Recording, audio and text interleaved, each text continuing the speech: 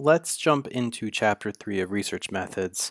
Um, and so before we dive in, I want to just kind of ask you to put yourself into this scenario. So let's say that there's a public health agency in Metro Detroit that wants to determine the best way to help people kind of identify the symptoms of diabetes so that they can prevent diabetes and better deal with it if they're diagnosed with it.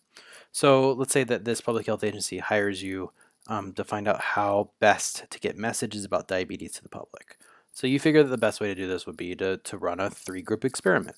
And you decide that your 3 groups should be Washtenaw County, Oakland County, and Wayne County.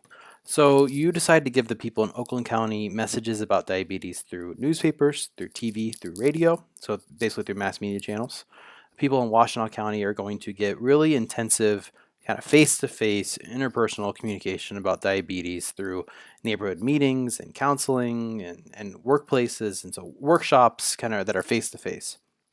And then the people in Wayne County will get no messages because, as we talked about with the experiments, you need a baseline kind of control group against which you need to measure whether your interventions in Oakland and Washtenaw County will actually do anything.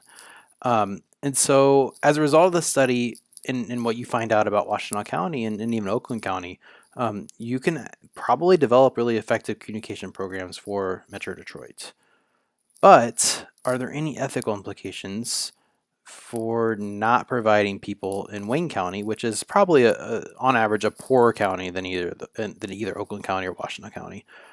Are there any ethical implications of not providing people in this county any information about diabetes that could potentially save their life? And so that's kind of the questions we're going to be considering in this chapter. We're dealing with research ethics, which are the moral principles and rules that govern the appropriate behavior of researchers to ultimately protect the well-being of human participants. And so this could be psychological well-being, it could be physical well-being, emotional, mental, that kind of thing. And so we're going to talk about what goes into that. So, I mean, the question you might be asking yourself is, well, we're not doing like biomedical research in here where we have to like physically potentially harm people. Can communication research actually harm participants in any way? And the answer historically is yeah, it can in certain cases. Um, but put yourself in this situation too. Like, what information about your academic life or your personal life would you not want to tell a researcher?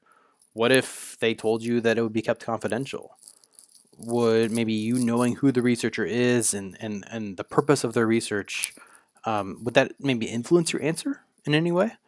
What if you were doing a research study and you decided that you needed to kind of deceive or lie to a participant to get an answer, to get some sort of information to answer your question?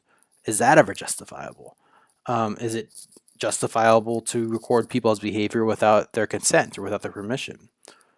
Well, what aspects of your research do you really need to get permission for in general? Do you need to give your participants anonymity or confidentiality? Those are different things that we'll talk about here in a little bit. Do you need to give them anonymity or confidentiality if they request it? And then what permission do you need to get to kind of use people's information that they post on websites and potentially report on the information they use on websites? Do you need to get permission? And if so, what type? So that's pretty much the questions that we're going to try to answer this chapter as we go through pretty quickly through chapter 3. And so why is this stuff important? Why do we need to talk about ethics in communication? Because again, it's not like people are setting out here to harm people physically. It's not like it happens a lot. Well, historically with research, especially medical research, it has. And so communication, again, is so broad that it can blend into so many different areas. And so we need to be just as focused on ethics as other disciplines are. And so for this example, we'll start with a social scientific example. Back in the 70s, I believe, the Zimbardo prison experiment that took place at Stanford University, a group of researchers at Stanford University wanted to study power. And so they took just a random group of college students and they just kind of arbitrarily said, hey, half of you guys are going to be prisoners and half of you guys are going to be guards. I'm sure all of you guys have heard of these experiments. And they basically took a basement of a academic building and had them act out a prison type scenario. And the guards, after about a day, started acting brutal and domineering like guards. And the prisoners acted submissive. But then they eventually staged an uprising, and it was just a mess. And they were eventually going to flip, I think, the people who were going to be guards and prisoners to see if you just gave somebody power arbitrarily, whether they would act on it. And guess what they did? But the problem with this was they did not get any permission, or they didn't get consent in a way that would fill in the participants on what would actually happen to them. They didn't really deal with the fact that this could have really significant psychological fallout. People were pretty scarred by participating in this study. So you also had the Milgram studies too, which looked at obedience. And so you had a researcher who was basically sitting in a room with a participant, and the participant was linked up. So they were sitting at like a control panel, and they had a series of electrodes running into another room that they could see into this other room through like a glass panel or something. And basically, you had another person they thought was just another participant sitting in a chair that was wired with these electrodes. And turns out that the person who was in the chair was actually also a researcher. And so the person's called a confederate, someone who's part of the research study, and the participant doesn't know that they're part of the study. And so basically, what they had the participant do was they asked the confederate a series of questions, or had him undertake a series of tests, and anytime that the Confederate made a mistake or got something wrong, the researcher had the participant uh, issue a shock, like a series of electric shocks through those electrodes, up until the point of seeing that person potentially, like allegedly die. They were just obviously faking being injured severely and dying. And because the researchers really wanted to look at, again, obedience and how Nazis, their defense with a lot of the genocidal policies that they carried out during the Holocaust, that they were just following orders. And so he wanted to see if psychologically if there was something to that. And of course, these participants were so distraught when they found out that they were being lied to, and that they killed somebody, and they had the capability to do that. And so that was something that did not really go through the typical protocol that we have now, and he also resulted in participants being pretty mentally tortured by that as well. The Willowbrook studies. Willowbrook was a state school on Staten Island in New York, and it housed and educated predominantly African American and Puerto Rican kids with severe mental handicaps. And so this was in the 50s. And the director of Willowbrook was a guy who conducted really groundbreaking hepatitis research at this institution. And it was really good research. Like I said, like he revealed the existence of two streams of hepatitis. He discovered hepatitis A and hepatitis B, which are like a huge scientific breakthrough, medical breakthrough. But later it was discovered that this researcher came to these conclusions by basically feeding the new residents into the school live strains of the hepatitis virus. So they just gave them hepatitis, and they did it by feeding them fecal matter of other children who were infected. So not good at all. Participants or parents did not know this was going to be occurring, and also the institution itself was just really gross. It was really soiled. And the researcher, Dr. Krugman, defended his work by stating that, well, it's so overcrowded here, the residents would have gotten hepatitis anyway, regardless of whether or not they were going to be directly given feces to eat. And before the study took place, Dr. Krugman, the guy who was doing this research, sent a letter of informed consent to parents with children on the waiting list for admission to Willowbrook, and he promised immediate enrollment upon their signature. So he basically said, there's this long wait list, but if you sign this paper, we'll put your kid in to Willowbrook. And it also said that this letter said that we're doing this to help prevent future epidemics of hepatitis, and your kid will only have maybe no attack or only a mild attack of hepatitis. And they also said that your kid will develop permanent immunity to hepatitis if you just go through this. And so give your child the benefit of this new preventative. And so that's ethically murky, to say the least. Pretty bad. Later, a couple years later, we had the Jewish chronic disease hospital case, 1963, where this was a study that was funded by the U.S. Public Health Service and the American Cancer Society. It was intended to test whether if you put foreign cancer cells into a person who was a debilitated non-cancer patient, and if you compared a person without cancer who was debilitated in other ways, you gave them cancer. You compared them to a person who already had cancer. Um, and so basically, as part of the study, they took 22 really elderly people who were chronically ill, and they injected them with live human cancer cells without their knowledge. And so the study ended upon kind of some public outcry when the public discovered it, but the lead researcher was elected president of the American Cancer Society just a few years later. So not good to give someone cancer who doesn't already have it. Um, Ladies, let's say that you have been admitted to the hospital to have minor surgery. How would you respond if you found out that after the surgery, while you were still under anesthesia, a medical student performed a gynecological exam on you without your knowledge? And so this has actually happened to many women. There was a study in 2003 that surveyed 401 medical students at 5 Philadelphia area medical schools. And the study found that over 90% of med students were asked to perform unconsented gynecological exams on women who were under anesthesia for educational purposes. And so this is like, you had medical students who are doing their rounds in different areas of medicine. They, you had people in a gynecological round who didn't have that many patients in the gynecology ward. So they had to kind of just work on other patients who were not getting gynecological services without their consent. So one medical student reported that he conducted unconsented pelvic exams like this 4 to 5 times every day during his rotation, his OBGYN rotation. So, not ethical at all. You may be interested to know that as a result of this research, uh, California, Hawaii, Illinois, Virginia, other states have all passed legislation requiring specific consent for educational pelvic exams under anesthesia. Not sure about Michigan yet. I should probably check on that. And then we've all probably heard about the Tuskegee syphilis study as well. There's a link to a video here if you want to learn more information about it, including President Clinton's apology in the mid-90s. But this was one of the earliest clinical trials recorded in American history. So this began in 1932 in a very poor area of Alabama, Macon County. And again, this study was conducted by the U.S. Public Health Service, and the researchers wanted to document how syphilis would progress in a human body um, without any type of intervention, without any type of medicine. And so the researchers documented the natural progression of syphilis by comparing 399 black men who already had syphilis with 201 black men who did not have syphilis.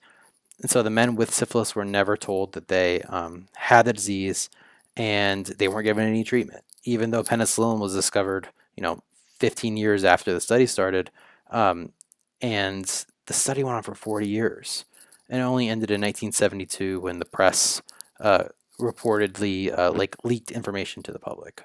So that was not good, and the U.S. government had to pay reparations for that, for the damage they caused.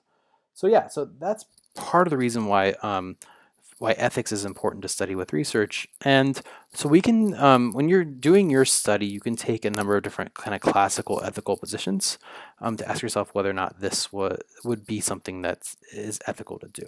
So the first one is one we've probably all heard of, the Judeo-Christian code of ethics, which is the golden rule. Do unto others as they would do unto you. So would you be willing to participate in your own study? Is this something you would want to take part in? We also have Kant, who's a categorical imperative, discusses that whether a behavior is valid if you're willing to accept it as a universal rule. So, for example, deception. If you wanted to have deception in your research, it would only be okay if deception is okay as a universal rule. If deception is always okay. So it's categorically imperative, meaning this is only acceptable if it's acceptable in all cases. If you guys watch The Good Place, I feel like Chidi. Chidi is one of the characters in the show who is a philosophy professor. He talks a lot about these classical ethics positions. Next is utilitarianism by Bentham and Mill, which said that utilitarianism is whatever gives the greatest good for the greatest number is ethical. So if this research study is going to save 1,000 people but potentially kill one person or harm one person, then by that utilitarian definition, it's ethical. And then the veil of ignorance, which is dispassionate. It reviews all sides of a decision equally without any type of prejudice against one particular decision and looks at it objectively. Okay. We also have developed a number of contemporary codes of ethics to kind of guide our process of whether research is ethical or not. The first one is the Nuremberg Code, which passed in 1948 after, World War II, where we had a lot of Nazi war crimes, but also when Nazi doctors kind of practicing really terrible experiments on prisoners of war and concentration camp prisoners and stuff. And so the Nuremberg Code was an international kind of guideline for research that said that research subjects have to consent to the research they're going to be involved in. So consent means you have to agree to know what you're getting into, and you have to agree to participate. It can't be something that you're just kind of thrown into it against your will. And you can only do research if the benefits of the research outweigh the risks. So this got a little bit more specific, about 14 years later, or 16 years later, with the Declaration of Helsinki, where they kind of specified this concept of informed consent. So informed consent, whenever we work with human subjects, we have to give participants the opportunity to choose what happens to them. Okay, and so this means we have to give them enough information. They have to know about the purpose and the methods of the study, as well as all the possible risks and all the possible benefits of participation. We also have to make sure that our participants can comprehend this information, right? So they have to understand the information that's most relevant. They have to appreciate why the information is significant, and they have to be able to kind of understand the information enough to think of reasons why they should participate or why they shouldn't participate. So they have to kind of be able to comprehend. One thing we have to consider here is readability levels. Can the person read if you give them a script or written instructions on what's going on or written consent? Can they understand what you're writing? And one thing to look out for if you're ever working with somebody who you suspect might not be able to read, a lot of people won't come right out and say, hey, I don't know how to read, because that's pretty embarrassing. They might say, hey, can you actually read this to me because I forgot my glasses at home and I can't see. And so that might be one thing that can tip you off if you have a participant who cannot read. It also has to be voluntary. So the person has to have a choice to participate or not participate. It cannot be coerced in any way. And the person can choose to stop participating at any time. So those things all go into informed consent. We also have to make sure with the Declaration of Helsinki that research is done by a person who's qualified. So a person who's an academic or is in a position to actually be doing research and not just some random crackpot who's doing research for their own benefit. It also established the IRB, the Independent Review of Research, which every college university has. University of Michigan Dearborn has an IRB, which if you were to conduct your studies next semester, we would all have to submit our materials to the IRB to get ethical approval of whether or not we could carry the study out.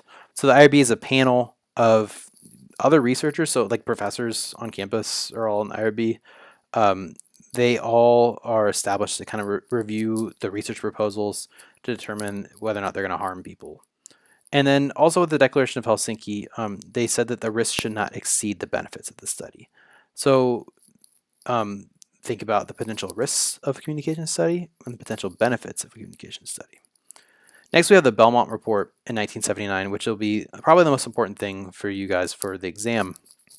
The Belmont Report established 3 different areas of research, and research has to achieve all 3 of these in order to be ethical. First is autonomy. You have to treat people with respect, and you have to protect people with diminished autonomy, with diminished ability to make their own decisions. And so basically autonomy boils down to you give people appropriate informed consent. Okay, beneficence is next. It's first do no harm. Okay, you're securing your participants' well-being, which means you're going to maximize the benefits, you're going to minimize the harm to your participants. And then justice, meaning you are giving everybody fair procedures, fair outcomes, and selecting people. You're not going to target people who are very vulnerable. So let's think about the Tuskegee and the Jewish chronic disease hospital studies. Both of these are infamous because they violate all 3 of these aspects of the Belmont Report. So in each of these cases, it was medical research that targeted vulnerable populations. So in Tuskegee, you had very poor, uneducated Black people in Alabama in the 30s. And then in the Jewish chronic disease hospital, you had very old, very sick people. And you were basically giving them live cancer cells. So that's justice. You're putting participants at risk of harm in both by either not treating their syphilis or by giving them cancer. So that's beneficence. You're violating that without any perceived benefit to these people, right? They're not going to be the ones who get they're not going to be the ones who get the cure or get the immunity or find out, get any benefit from this study. They don't. So that's again beneficence. And it's conducted without the informed consent of the participants.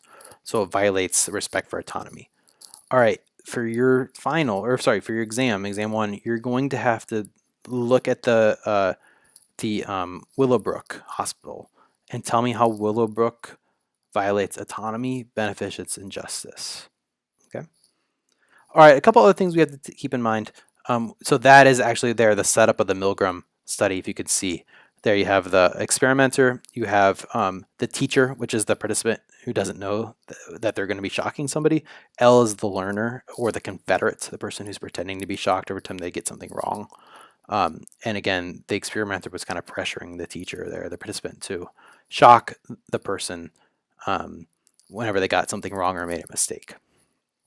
So, okay, a couple things. Now we also have to debrief after the study. So to answer a question that I asked earlier, lying to participants or deceiving them in any way is okay in some cases. Sometimes it's necessary as part of the research design for a number of different reasons. And you'll see examples of times when people would be deceiving participants in a study because you don't want to let them have the answers up front sometimes.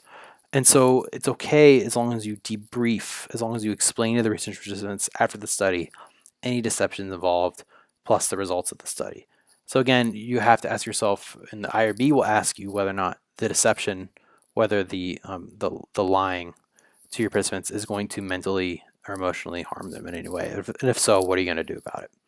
Okay. What is the difference between confidentiality or anonymity? Aziz actually had this wrong. He was using these terms interchangeably, and really they mean two very different things. So confidentiality means the researcher knows the participant's identity. So let's say that I I interview all of you face to face, right? I'm going to know who's doing this interview with me, but when it comes time for me to write up my report, I'm not going to say, well, Josh said this. I am going to keep your information confidential. Give you a pseudonym, just say participant 1, something like that. So confidentiality means I know your identity, but I'm going to protect it. Anonymity means the researcher does not know participants' identity. So your end of semester evals, right, that you fill out for each class, those are anonymous. Those cannot be tied back to you. If I were to give you a survey by paper on Monday and ask you not to put your name on it, I could not tie those back to you, right? So again, that if you look at Aziz, he has a mistake. Okay, you also have to write up everything in your article about what you did. Okay, list all the methods so people can find out if what you did was ethical. IRB will not allow you to do your study until you give them all the information, and generally you put as much as you can into your final paper. You have to credit other researchers. It's ethical to give other researchers credit if you cite their work or if you pull from their work, as we'll work on this semester. And the last thing we're going to talk about is the internet. So if you guys are going to be collecting information over the internet in any way, is it okay to use that information without the person who put it up there's consent? And so the answer is yes and no. So the good thing about using the internet to collect data is that it doesn't cost much. You just basically have to pay to get online, and you can access so many more people faster than if you were trying to go around face to face, right? So let's say you wanted to look at a message board or blogs. You can find all this information much faster than maybe tracking people down individually, right? Disadvantages, though, what even is the internet anymore? It's such a broad thing. I mean, what does that entail? And also just knowing how you're going to sample. You don't have like a list of every single person online, so it's hard to do a random sample because you don't know everybody's going to be online. If you need to get consent, it's hard to kind of track these people down to get their consent in some ways because you might not even know who they are, or they might be somebody that they might be somebody different than who you think, right? They might be like not truthful about their identity. They might not know who they are, right? So that's part of the disadvantage. But when when you want to use the internet data for research, you have to ask yourself a question. Um, well, I mean, there's two different approaches to this. The first one is that, well, yeah, you're studying human participants, and so you need to get their consent. But other people will be like, well, once you put anything on the online, including Facebook or Twitter or Instagram or something, like that's published content, that's public. Anybody can use it. Um, and so you don't need to get the consent of participants because you're not actually generating new information from them. They're going to put this up there without your involvement anyway. Right? So here's the guidelines. Here's kind of the answers we have for this. The more vulnerable your participants, the more of an obligation you have to protect your participants. So the more vulnerable they are, and also the more public the venue, or sorry, the more private the venue, the more obligation you're going to have to protect someone's privacy, their confidentiality, and your need to get informed consent. So for example, if you were just to go, okay, so I'll give you an example. So I published a study where I found 3 public blogs about the cancer experience. Okay, so 3 people who were young adult cancer survivors basically blogged from the time they were diagnosed all the way past their primary treatment through, relapse or, recurrence or secondary malignancies. One blogger wrote all the way up to her death. And I read these blogs and I wrote about them, and I have never contacted any of the bloggers. As far as I know, they don't even know that this study exists. And that's okay because these blogs, even though these were vulnerable participants, they're talking about something that's kind of private information, they published it to a public venue. Okay. Now, if I were to maybe get on Instant Messenger or talk to somebody online and ask them a bunch of interview questions and generate that data with them. So if I were to generate new information with them, I would have to get consent. Okay.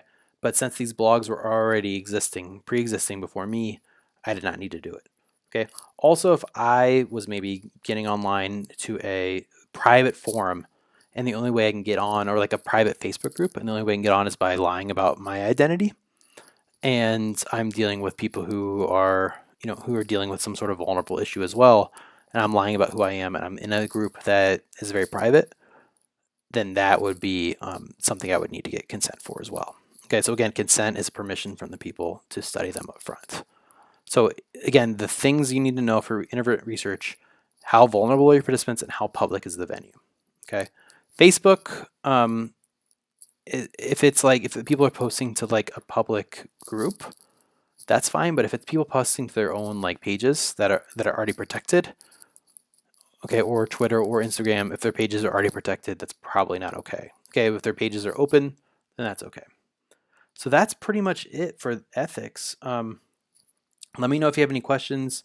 The main things to know for this chapter, again, would be I would know those cases like Willowbrook. I would know the cases like Tuskegee, Jewish Chronic Disease Hospital. I would know the gynecological exams, Milgram experiments, know those classic codes: Judeo-Christian, Kant, utilitarianism, veil of ignorance. I would know quickly the Nuremberg Code, Declaration of Helsinki, specifically the things that go into informed consent. And I would definitely know the Belmont Report: autonomy, beneficence, justice. How can you apply that to one of these major cases? And then I would definitely know the difference between anonymity and confidentiality. I would know what a confederate is. Again, a confederate is a researcher who you think is a participant. You don't know that they're a researcher. They're involved in the study. They're pretending to be somebody else, right? And then I would know the guidelines for internet research. Okay, and know when it's appropriate, when you have to debrief. You have to debrief when you use deception. Okay. All right. Let me know if you have any questions.